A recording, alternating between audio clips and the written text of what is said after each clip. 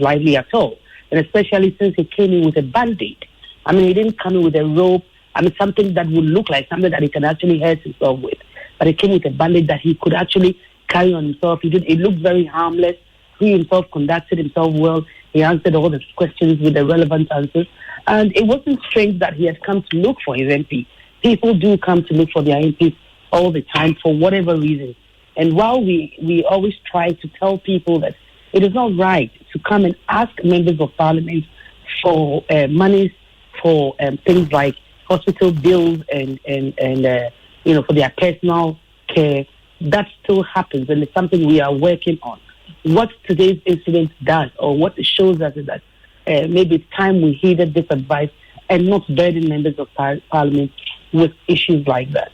So when you're coming to parliament, it would be good if you came with a more probably substantive issue than looking for money to attend to your health. Well, what will change going forward in terms of security in Parliament? So we're talking about the safety of our parliamentarians as well. I mean, obviously, there'll be a need to look more closely at the people who come. And today's incident has shown us that it's not just the weapons that look harmful that can actually be harmful. So I'm sure our security men will take cognizance of the fact that harmless things like little ropes or bandages can actually be used to, harm people, and then, the necessary precautions will be taken. But so far, our security men have had meetings on the matter. They are still conferring on the matter, and the fact that he actually had on a T-shirt under his clothes, like Dapo said, meant that he knew not to show the T-shirt, because if he had shown that T-shirt, he would not have been admitted into the public gallery. So he knew not to show it, and then when he got there, he decided to do that. So it's actually a very fine balancing act. Would you ask people to show you their undergarments because you want to be sure they are not hiding T-shirts? Would that not be infringing on the rights of the people? I mean, to what extent are we going to go to ensure that our security is assured? These are, discussions that we are going to have, in the coming days to ensure that not just the other people, but people, anybody and everybody who comes to a parliament for whatever reason is safe. Now, just before we let you off, Madam Keitado, what did the preliminary investigations reveal? I mean, it revealed that he needed to see his MP, like he said. His MP was not in parliament today. He had an issue which apparently was long-standing. From what I know so far, his name was not showing, that he was a frequent visitor. But it turns out that he's actually, people say they've seen him there. So this obviously cannot be his first time there. He said he had an accident in Nigeria. He tried to access help and he couldn't. So he's here now trying to find his MP to seek help, for his health. So that's why he came there, wanting to kill himself. He hasn't said anything yet. And I'm sure maybe as the evening wears off, the police will let us know why he wanted to kill himself. And that's Kate Ado. She's head of public affairs in Parliament. Let's hear Collins Osamonkwa, the vice chair of the Defence and Interior Committee of Parliament. It exposes security lapses. As far as Parliament is concerned, it was very, very unfortunate. It was deliberate. Even if you have issues, at least you should have kept in touch with his MP rather than to come here to embarrass the whole state and Parliament. That was Collins Osamonkwa, the vice chair of the Interior and Defence Committee of Parliament. Let's go straight to the phone lines now and speak with the Honourable Matthew Nyendam. Matthew Nyendam is the Member of Parliament for Pandai. He is also the First Deputy Majority Whip. Good morning, Mr. Nyendam. Good morning, Mr. Nyendam. Unfortunately, we've lost the Honourable Matthew Nyendam there. We'll re-establish contact with him and then speak with him very, very shortly. The the conversation really that we want to have with Matthew links to the conversation that Mr. Nyendam had with Evans on the on Newsnight just a couple of days ago, and Dr. Isaac Osumenta of the University of Ghana, who we're talking about the citizens' demands of members of parliament. What is it that citizens ourselves want from our members of parliament? What do we expect from them? Do we expect them to stay in parliament and enact laws? Do we expect them to show up at our funerals and make donations? Do we expect them to see to our immediate needs like school fees, food, money, what have you? Well, Matthew Nyendam experiences it himself. He's a member of parliament for Mandai, and he'll be telling us about that. Good morning, Mr. Nyendam. Thanks for joining us. Good morning, brother. How are you doing? I am blessed. How are you doing? I'm doing very well. Great. So in the first place, we know that this was an extreme case where attempted suicide was involved, but surely it's not the first time that a constituent has come to Parliament demanding to see his member of Parliament for some reason, right? No, not at all. It's something that we live with it all this. So it's become like a habit, and everybody thinks that it's part of our role. So we always experience it. I'm surprised it went extreme yesterday. I really don't know why the man would say he wants to kill himself because his MP was not there. But it's become one of our major rules, if not all that we have to do to make or to survive in our constituency. When you say survive in your constituency, what do you mean? What I really mean is maybe taking it from the recent survey that University of Ghana did. Unfortunately, we have a culture in this country where if you are a little, let me say, well-to-do in the society, you are more or less the breadwinner of your family. So people think whatever you have, you should share with your family members, your siblings, and everybody. And MPs, we represent our constituents. So your constituents think that if they vote for you, you have all the resources, you have all solutions to their problems. It has very little to do with sometimes even the community development. But this one, we're talking about individual interests, satisfying every individual in your constituency. When the person is sick, he thinks it is the responsibility of you, the MP, to assist. The person wants to go to school, it is your responsibility to assist. Somebody dies in the society, it is your responsibility to assist, to either buy a coffin for them or hire even canopies or whatever way you can assist. You will have to do it. You have to personally be there or delegate people to be there to donate at the funeral. So when it comes to our road, these are some of the major things that people think that as an MP you have to do. Because of that culture, people think that you shouldn't say you can't do them because they have voted you. They see you drive in a Land Cruiser. That alone is enough for them to know that you have a lot of money to share with them. So that is what I mean. Because if you don't do them, it means that you are not a good MP, and I can bet you that the next election you may not survive. Well, Mr. Nyendam, is it not a culture that begins from the campaign period, where even when we meet with constituents, we meet with people that we are campaigning to, sometimes you give them water, sometimes monies are shared? Yes, it's not from the campaign. It is the culture that we have developed as a nation, where you go to the chief's palace. By the time you enter the chief's palace, the chief and some people expect that you cannot come to the chief's palace and just leave just like that. So you send some kind of drinks, you send some kind of envelopes to make sure at the end of the day when you are leaving, at least you leave something behind. This has nothing to do with politics. It has been traditional. So people now mix that with politics. Obviously, if you go campaigning, you call people together, you want to talk with them.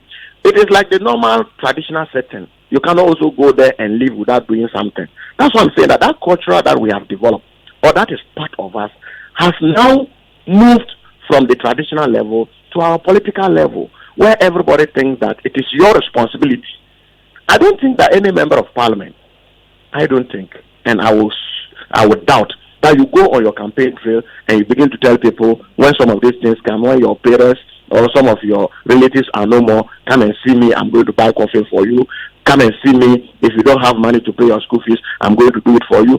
Come and all those things. I don't think members of parliament go on campaign trails and say all those things. But it's part of our system. Because when you go out there and somebody approaches you, this is my problem, as a member of parliament, you cannot just tell the person, look, you voted for me to come and make laws or do so and so, so this is not my responsibility. I can bet you that election may be your last election. Now, of course, you will not go and specifically say, come, I'll buy a coffin for you, but there's always a bit to establish a connection. So I've seen a number of members of parliament who say, my mother is from here, I am your brother, I am your friend, so vote for me for that reason. Like you said, in our culture, we ask our brothers for help. So isn't that expected? Yes, it's expected. And we are not running away, obviously, from it. We cannot also run away from it. Even if you are not a member of parliament. You sitting down there, my brother Daniel, I think your name is Daniel. Yes. If by the work you are doing now, if you can be very open, your immediate home, even your friends, your colleagues, your schoolmates, they call you because they think that where you are now, you are in a position of influencing or doing certain things for them. They don't vote for you. And you can imagine if they vote for you or you are representing them. So some of those things, like I said, we cannot run away from them. But we just want, like, people knowing that if we can, we will do it. But it shouldn't be like our primary responsibility. That's where the problem begins to grow. Because it is not possible for any member of parliament, not possible, to be able to meet the demands of your constituents individually. It is not possible. But unfortunately, it's becoming like that is a song that must be sung at all times. And that is the problem that sometimes we have. And my brother, I can tell you that if you want, you take the top 50 MPs that have been rated, top 50, and go to their constituents, begin to ask questions. And you get to know that most at times the response you get has nothing to do with the entire community development, but how the MP has been benevolent, how the MP has been able to initiate some social intervention that benefits the individuals. Then you become a very good MP, you become a functional MP. But at the end of the day, it is not all MPs that run businesses on their own to raise money to be able to meet some of these things, because you have to spend outside what you receive from parliament to be able to meet the demands of your constituents. Other than that, forget it.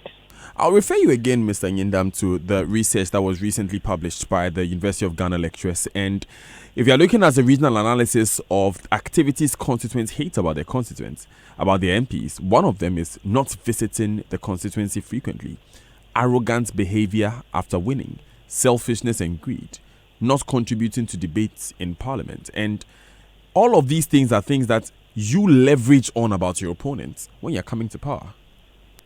Yeah. You say all sort of things to be able to win power. So I'm not discounting what you have just said. But like I said earlier, let's look at the visitation that you're talking about. Every member of parliament has to be in parliament from Tuesday to Friday. And I always use constituencies that are very far away, like Upper East, like Upper West. How often do you think that member of parliament can visit his constituents? It's one. Now, if you talk about what other thing did you talk about? Debates in the floor of parliament. How there many was also MPs arrogant behavior. Behavior. So let me finish the debate and then come to the arrogant behavior. Now, when you talk about a debate on the floor of parliament, if you are a chairman of a committee, if you are a vice chairman of a committee, your possibility of speaking on the floor of parliament is very high, because most reports you have the opportunity to speak to them.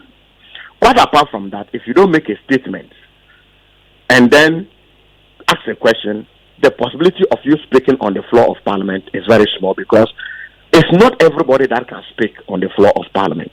So we also expect that if you go to the committee level, members are able to make inputs into the particular report that is tabled on the floor, and members are talking about it.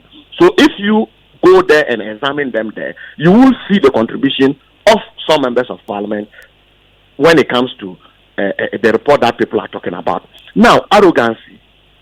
Yes, people say power corrupts, and I will not run away from that fact that some people, when they get power, their demeanor, their attitude sometimes changes. I will not run away from that. But you should also know that it is not possible for, like I said, every member of parliament to be able to meet the demands of his constituents. So if you come to his place and then you don't get opportunity to meet him today, you don't get it tomorrow, the next thing the person will say is that you are arrogant. You are not prepared to meet them because now you are an MP. So some of these things, they are rare. Some too, because you are not able to meet the demand and then the needs of your constituents, that kind of thing will come in. Mr. Nyindam, do you have an office, an MP's office in Pandai? I don't have no member of office unless the person decides on his own to create his own office. Have you created one in Pandai? My house is my office, and I sit under a mango tree where everybody can have access to me. Would you say that the absence of a proper office where people can go and leave complaints when you are not at home, when you are not in a constituency, it contributes to this notion that MPs do not visit the constituency frequently and they are arrogant?